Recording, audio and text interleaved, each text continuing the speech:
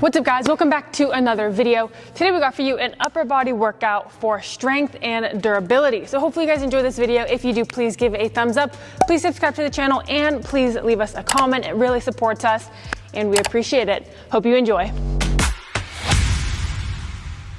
All right, first thing we are starting with is gonna be some mobility. So this is one of my favorite things we can do for the upper body. We're going to T-spine windmill. So we're gonna get set up here, bottom leg straight. Try to keep your knee on the ground. Sometimes it's hard. And then we're gonna take our thumb, we're gonna drag it on the turf all the way across, open up as much as you can, follow it with your eyes, and then reverse it. Right here, we're just gonna go, I like to go about 5 times each side. And the biggest thing is make sure you follow it with your eyes, like I said, right? I'm not trying to be here. I wanna open up, get that big stretch. So we're going 5 times each side. And then after, we got one more thing. We're gonna get down right here. I like to use a PVC pipe. You can use a dowel, whatever you have. So you're gonna be on your knees. You're gonna get your arms so your elbows are on the box. You can also use a bench. From here, I'm gonna bring this PVC pipe down. I'm gonna try to push my chest down as far as I can into the ground, hold this for a little bit, and then I'm gonna reset. Once again, I'm gonna push it all the way down, get that shoulder extension, open up the back a little bit. I can try to bring this back behind my head, but that's a really good one just to open up the back, the shoulders. We're gonna hit those. I hit this one probably about 5 times as well. I'll just hold it for a second, 1 to 2 sets depending on what you need. Series 1, we are starting off with 3 things. First things first, we're going pull-ups. If you cannot do pull-ups, you can do banded pull-ups, you can do negatives, you can do lat pull-down, whatever you want. For reps, I always find this a little difficult because it depends on so many factors. However, there gets to a certain point whereas if you can do so many, then I say do them weighted, right? So I would probably program around 5 to 6 pull-ups. And if you have to add weight in order, like if you can do 10 of them, I would say add weight so you can get that 5 to 6 rep range so we get that strength in there. So regular pull-ups, right there, y'all get the idea. And then with it, we're gonna hit a med ball half rainbow slam. So I absolutely love partnering strength and power. As you guys know, I do that quite a bit on our workouts, but I really like this half rainbow slam for the shoulders. So you can go split or square. Most of the time I go square. From here, you're gonna rotate, you're gonna get up around your head and then slam. So that's almost that like halo-like motion. I absolutely love this for the shoulders here. Slam, slam, as hard as you possibly can, right? The point of the med ball is to put some velocity behind it. It's not a light thing. Actually slam that thing, have the intent to break it. I will typically go about 3 to 4 per side. So that's what, 6 to 8 total. After this, I'll do a corrective exercise, something that kind of gets us warmed up for the next series. So we're gonna go a push-up iso. However, we're either gonna go a deficit push-up iso or we're gonna go a flat arm deep bench iso. Let me pause while I set up. Okay, so for the deficit, I'm just using some yoga blocks. I've also used kettlebells quite a bit, but we're gonna be here. We're gonna get deep and then we're gonna hold this position probably for about 10 seconds. Now that depends on your level, what you can do. If you just wanna hold a regular, if you gotta go on your knees. I love deficit because it puts a really big stretch on your upper body. Now, if you can, I say be very careful with this one, depending on your level, but we use this with a lot of our baseball athletes to really open up the upper body. So we're gonna be here, we're gonna go a flat arm on 2 benches, plank position, and then we're gonna drop in and we're gonna hold this position for 10 seconds as well. So what's really awesome about that one, once again, you get a massive stretch. Having that flat arm opens it up, just builds that I want to say that durability for the shoulders. However, if you cannot handle this, do not. We just use it a lot for our baseball athletes, like I said, or our overhand athletes who do need to be able to be strong in very deep positions. One of these two deficits, or this, or regular push-up iso, I love doing that just to get ready for the next series. We're gonna roll through probably 3 or 4 sets of this, and then we're moving on. Series 2, since we did a predominant pull series for number 1, we're gonna hit some opposing movements. So we are gonna go a dumbbell bench press. You can easily do a barbell, you can do a landmine. I absolutely love either of those options. I'm just using dumbbell because I love hitting the dumbbell bench press, all those stabilizer muscles. I think you can get deeper. You know, if you have like one of those camber bars, those are fantastic. I love the depth that we can get through a dumbbell, and that's one thing that's super important. And you hear me talk about this with our athletes, is that strength through length, right? We want to be able to be strong in these deep positions. God forbid we get a stretch in our shoulder, right? You want to be able to handle that, and you don't want to be really weak in these stretched out positions. So that's one reason why I absolutely love a dumbbell bench. Nothing fancy. Right here, up, control it on the way down, big stretch, drive it up. I do not like it when people drop it without controlling it. Okay, make sure you're doing it slow and controlled. It's not necessarily about the weight you choose, it's about how controlled, how intentional you are when you are doing it. With that, we're gonna hit a plank or a bench plank with a dumbbell reverse fly. So I love the reverse fly movement, and I love this variation because I treat it almost like an eccentric overload.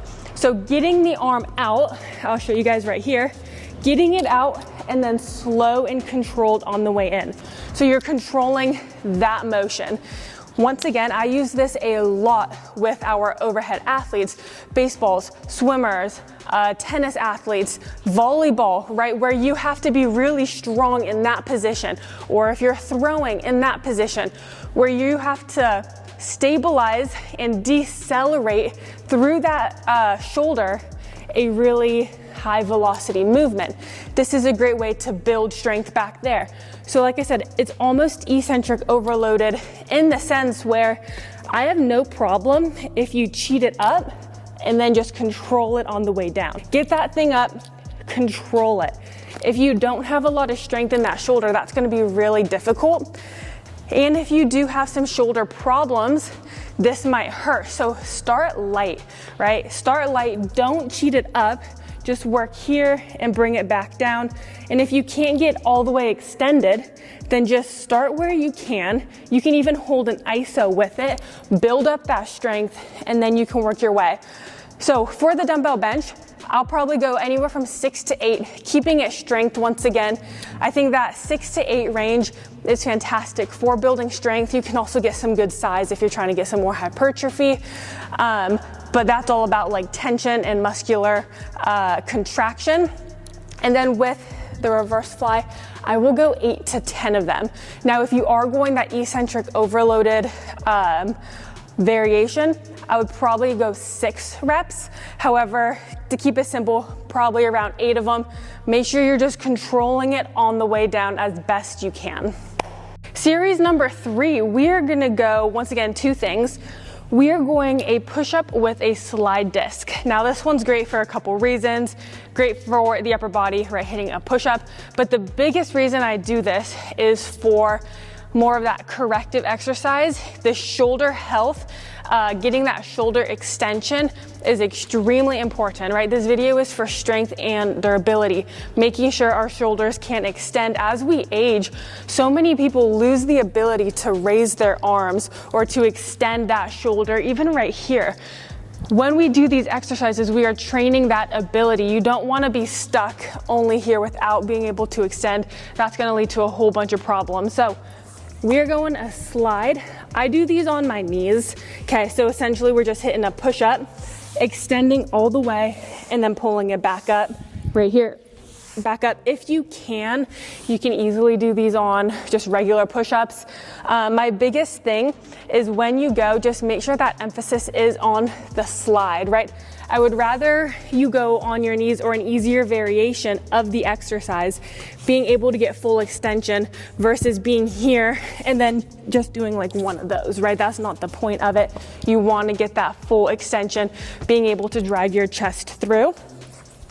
And then with it, if you guys watch our videos, you know I absolutely love swimmers. Chest supported swimmers are one of my favorite, or is one of my favorite exercises. You can do this on the ground, but we're going chest supported. So get that chest here. Start with your hands behind your back. From here, you're gonna open, rotate, reach out in front of you, reverse it, just like this. So one thing with this is we do not need a lot of weight. These are 5s. To be honest, if I was hitting this, I'd probably only go 2.5s. I have plenty of people who just do body weight as well.